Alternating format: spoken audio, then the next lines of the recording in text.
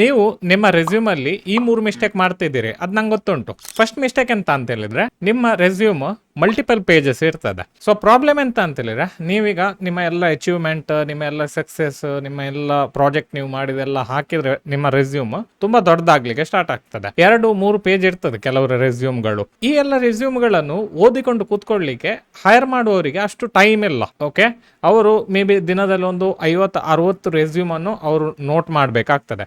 So ಅವಾಗ ನಿಮ್ಮ resume ಅದು ಸಿಂಗಲ್ ಪೇಜ್ ಇದ್ರೆ ಅವರಿಗೆ ಅದು ಓದ್ಲಿಕ್ಕೆ ಆಗ್ತದೆ ಕರೆಕ್ಟ್ ಆಗಿ. ನೀವೆಲ್ಲ ಇಂಪಾರ್ಟೆಂಟ್ ವಿಷಯ ಮಾತ್ರ ಅದರಲ್ಲಿ ಹಾಕಿರ್ತೀರಿ. 3 ಪೇಜ್ ಇದ್ರೆ ರೆಸ್ಯೂಮ್ ಅವರಿಗೆ ಅದನ್ನು ಕರೆಕ್ಟಾಗಿ ಓದಲಿಕ್ಕೆ ಟೈಮ್ ಸಹ ಇರುವುದಿಲ್ಲ, ಮತ್ತು ಅದು ಇಂಪಾಸಿಬಲ್ ಓದಲಿಕ್ಕೆ. ಸೊ ಹಾಗಾಗಿರೋದ್ರಿಂದ ನೀವು ಫಸ್ಟ್ ಮಿಸ್ಟೇಕನ್ನು ಸರಿ ಮಾಡಬೇಕು. ನಿಮ್ಮ ರೆಸ್ಯೂಮನ್ನು ಸಿಂಗಲ್ ಪೇಜ್ ಮಾಡಬೇಕು. ಫಾಂಟ್ ಸೈಜನ್ನೆಲ್ಲ ಕರೆಕ್ಟಾಗಿ ಅಡ್ಜಸ್ಟ್ ಮಾಡಿ, ಮತ್ತು ನಿಮ್ಮ ಇಂಪಾರ್ಟೆಂಟ್ ವಿಷಯ ಅಂತ ಉಂಟು ಅದನ್ನು ಮಾತ್ರ ಕರೆಕ್ಟಾಗಿ ಹಾಕಿ ಅದರಲ್ಲಿ. ಸೆಕೆಂಡ್ ಮಿಸ್ಟೇಕ್ ಅಂತ ಹೇಳಿದ್ರೆ, ನೀವು ನಿಮ್ಮ ರೆಸ್ಯೂಮಲ್ಲಿ ತುಂಬ ಅನ್ನೆಸೆಸರಿ ವಿಷಯಗಳನ್ನು ಹಾಕ್ತಿದ್ದೀರಿ. ಅದರಲ್ಲಿ ನಿಮಗೆ PPT ಮಾಡೋದು ಹೇಗೆ ಅಂತ ಗೊತ್ತುಂಟು, ನಿಮಗೆ ಎಕ್ಸೆಲ್ ಗೊತ್ತುಂಟು, ಮತ್ತು ಅಥವಾ ನಿಮಗೆ ಇಮೇಜ್ ಪ್ರೊಸೆಸಿಂಗ್ ಹೇಗೆ ಮಾಡೋದು ಅಂತ ಗೊತ್ತುಂಟು. ಇದೆಲ್ಲ ಹಾಕುವ ಅಗತ್ಯ ಇಲ್ಲ. ನೀವೀಗ ಕೋಡಿಂಗ್ ಜಾಬಿಗೆ ಅಪ್ಲೈ ಮಾಡೋದಾದರೆ ನಿಮಗೆ ಯಾವುದೆಲ್ಲ ಲ್ಯಾಂಗ್ವೇಜ್ ಗೊತ್ತುಂಟು, ಆ ಲ್ಯಾಂಗ್ವೇಜಲ್ಲಿ ಎಂತೆಲ್ಲ ನಿಮಗೆ ಎಬಿಲಿಟಿ ಉಂಟು ಮಾಡಲಿಕ್ಕೆ, API ಮಾಡಲಿಕ್ಕೆ ಗೊತ್ತುಂಟಾ ಅಥವಾ ಜಸ್ಟ್ ಫ್ರಂಟ್ ಎಂಡ್ ಮಾಡಲಿಕ್ಕೆ ಗೊತ್ತುಂಟಾ. ಸೊ ಈ ಎಲ್ಲ ಡೀಟೇಲ್ಗಳನ್ನು ಕರೆಕ್ಟಾಗಿ ಹಾಕಿ.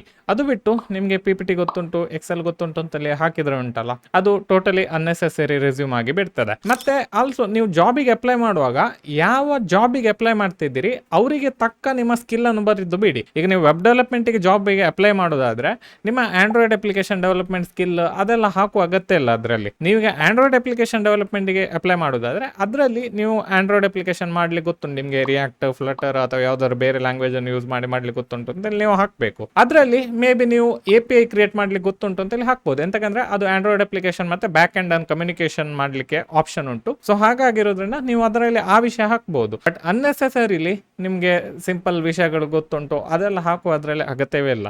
ಎಂತಕಂದ್ರೆ ಮೇನ್ಲಿ ನಿಮ್ಮ ಹತ್ರ ಎಷ್ಟು ಸ್ಕಿಲ್ ಉಂಟು ಅಂತೇಳಿ ಅವ್ರು ಕೇಳುವುದಲ್ಲ, ನಿಮ್ಮ ಸ್ಕಿಲ್ ಉಂಟಲ್ಲ ಅದನ್ನು ಅವರಿಗೆ ಯೂಸ್ ಮಾಡ್ಲಿಕ್ಕೆ ಆಗ್ತದಾ ಇಲ್ವಾ ಅಂತೇಳಿ ಅವ್ರು ನೋಟ್ ಮಾಡ್ತಾರೆ. ಅಷ್ಟೇ ಬಿಟ್ಟು ನಿಮ್ಮ ಎಕ್ಸೆಲ್, ಪವರ್ ಪಾಯಿಂಟ್ ಸ್ಕಿಲ್ ಅದೆಲ್ಲ ಅಗತ್ಯ ಇಲ್ಲ ಹಾಕೋದು. ಥರ್ಡ್ ಮತ್ತೆ ಇಂಪಾರ್ಟೆಂಟ್ ಪಾಯಿಂಟ್ ಅಂತ ಹೇಳಿದ್ರೆ, ನಿಮ್ಮ ಹತ್ರ ಡಿಜಿಟಲ್ ಪೋರ್ಟ್ಫೋಲಿಯೋ ಇಲ್ಲ. ಸೊ ಏನಿದು ಡಿಜಿಟಲ್ ಪೋರ್ಟ್ಫೋಲಿಯೋ ಅಂತ ಹೇಳಿದ್ರೆ, ಡಿಜಿಟಲ್ ಪೋರ್ಟ್ಫೋಲಿಯೋ ಅಂತ ಹೇಳಿದ್ರೆ ಈಗ ನಿಮ್ಮ ಗಿಟ್ ಹಬ್ ಉಂಟಲ್ಲ ಕರೆಕ್ಟ್ ಆಗಿ ಇರಬೇಕು. ಎಂತಕಂದ್ರೆ ನಿಮ್ಮ ರೆಸ್ಯೂಮ್ ಅಲ್ಲಿ ನಿಮಗೆ ಗಿಟ್ ಹಬ್ ಲಿಂಕ್ ಹಾಕಿರ್ಲೇಬೇಕು. ಗಿಟ್ ಹಬ್ ಅಲ್ಲಿ ನಿಮ್ಮೆಲ್ಲ ಪ್ರಾಜೆಕ್ಟ್ಸ್ ಗಳನ್ನು ನೀವು ಕರೆಕ್ಟ್ ಆಗಿ ಸ್ಟ್ರಕ್ಚರ್ ಮಾಡಿ ಇಡಬೇಕು. ಕೆಲವು ನೀವು ಹಲೋ ವರ್ಲ್ಡ್ ಪ್ರಾಜೆಕ್ಟ್ ಎಲ್ಲ ಉಂಟಲ್ಲ ಅದನ್ನು ನೀವು ಪ್ರೈವೇಟ್ ಮಾಡಿ ಇಡಿ. ನೀವು ಕೆಲವು ಕರೆಕ್ಟ್ ಆಗಿ ಬಿಲ್ಡ್ ಮಾಡಿದ ಪ್ರಾಜೆಕ್ಟ್ ಉಂಟಲ್ಲ ಅದನ್ನು ನೀವು ಪಬ್ಲಿಕ್ ಆಗಿ ಕರೆಕ್ಟ್ ಆಗಿ ರೀಡ್ ಮೀ ಫೈಲ್ ಅನ್ನು ಹಾಕಿ ಇನ್ ಡೆಪ್ತ್ ನೀವು ಎಂತ ವರ್ಕ್ ಮಾಡಿದ್ದೀರಿ ಆ ಪರ್ಟಿಕ್ಯುಲರ್ ಪ್ರಾಜೆಕ್ಟ್ ಅಲ್ಲಿ, ಎಂತೆಲ್ಲ ಸ್ಕಿಲ್ಸ್ ಯೂಸ್ ಮಾಡಿದಿರಿ, ಎಂತೆಲ್ಲ ಲ್ಯಾಂಗ್ವೇಜಸ್ ಯೂಸ್ ಮಾಡಿದಿರಿ, ಇದೆಲ್ಲ ವಿಷಯಗಳನ್ನು ಅದರಲ್ಲಿ ಹಾಕಿ ರೀಡ್ ಮೀ ಫೈಲ್ ಅಲ್ಲಿ ಕರೆಕ್ಟ್ ಆಗಿ ಅಪ್ಡೇಟ್ ಮಾಡಿಬೇಡಿ. ಅದು ಇನ್ನೊಂದೆಂತ ಅಂತ ಹೇಳಿದ್ರೆ, ನಿಮ್ಮ ಒಂದು ಪರ್ಸನಲ್ ವೆಬ್ಸೈಟ್ ಸಹ ಕ್ರಿಯೇಟ್ ಮಾಡಿ. ಇದು ತುಂಬಾ ಫ್ರೀಲಿ ಅವೈಲೇಬಲ್ ಉಂಟು. ನೀವು ಬೇಕಾದ್ರೆ ಟೆಂಪ್ಲೇಟ್ ಯೂಸ್ ಮಾಡಬಹುದು, ಇಲ್ಲಾಂದ್ರೆ ನೀವು ಒಂದು ಸಿಂಪಲ್ ವೆಬ್ಸೈಟ್ ಅನ್ನು ನೀವೇ HTML CSS ಅನ್ನು ಯೂಸ್ ಮಾಡಿ ಕೋಡ್ ಮಾಡಬಹುದು. ಈ ಪರ್ಟಿಕ್ಯುಲರ್ ವೆಬ್ಸೈಟ್ ಅನ್ನು ನೀವು ಕೋಡ್ ಮಾಡಿದ ನಂತರ ನೀವು ಎಂತೆಲ್ಲ ಪ್ರಾಜೆಕ್ಟ್ ಮಾಡಿದಿರಿ ಅದನ್ನೆಲ್ಲ ಅದರಲ್ಲಿ ಕರೆಕ್ಟ್ ಆಗಿ ಡೀಟೇಲ್ ಅಲ್ಲಿ ಹಾಕಿ ಒಂದು ಕರೆಕ್ಟ್ ಆಗಿರುವ ಡೊಮೈನ್ ಅಲ್ಲಿ ಅದನ್ನು ಹೋಸ್ಟ್ ಮಾಡಿಬಿಡಿ. ಫ್ರೀ ಡೊಮೈನ್ ಸಹ ಉಂಟು, ಬಟ್ ಡೊಮೈನ್ಸ್ ಅಷ್ಟೇ ಅಂತ ಕಾಸ್ಟ್ ಇಲ್ಲ. ಒಂದು 600-700 ರೂಪಾಯಿಗೆ ನಿಮಗೆ ಡೊಮೈನ್ ಸಿಗ್ತದೆ. ಆ ಡೊಮೈನ್ ನಿಮ್ಮ ಪರ್ಸನಲ್ ಡೊಮೈನ್ ಸಹ ಮಾಡಬಹುದು. ನೀವು ಈಗ ನಿಮ್ಮ ಹೆಸರು .com ಅಥವಾ ನಿಮ್ಮ ಹೆಸರು .in ಆ ಟೈಪ್ ಇದ್ದು ಡೊಮೈನ್ ಅನ್ನು ಸಹ ನೀವು ಯೂಸ್ ಮಾಡ್ಲಿಕ್ಕೆ ಆಗ್ತದೆ. ಮತ್ತೆ ಆ ಪರ್ಟಿಕ್ಯುಲರ್ ಡೊಮೈನ್ ಅನ್ನು ಆಬ್ವಿಯಸ್ಲಿ ನೀವು ನಿಮ್ಮ ರೆಸ್ಯೂಮ್ ಅಲ್ಲಿ ಹಾಕಬೇಕು. ಎಂತಕಂದ್ರೆ ಅದು ಹಾಕಿದ್ರೆ ನಿಮ್ಮ ವೇಟೇಜ್ ಉಂಟಲ್ಲ ತುಂಬಾ ಹೆಚ್ಚಾಗ್ತದೆ. ಅವರಿಗೆ ನಿಮ್ಮ ಗಿಟ್ಹಬ್ ಲಿಂಕ್, ನಿಮ್ಮ ಪೋರ್ಟ್ಫೋಲಿಯೋ ಲಿಂಕ್ ಎಲ್ಲ ಕರೆಕ್ಟ್ ಆಗಿ ನೀವು ಡೀಟೇಲ್ ಆಗಿ ಹಾಕಿದ್ರೆ ಅವರಿಗೆ ಕರೆಕ್ಟ್ ಆಗಿ ಜಡ್ಜ್ ಮಾಡ್ಲಿಕ್ಕೆ ಆಗ್ತದೆ.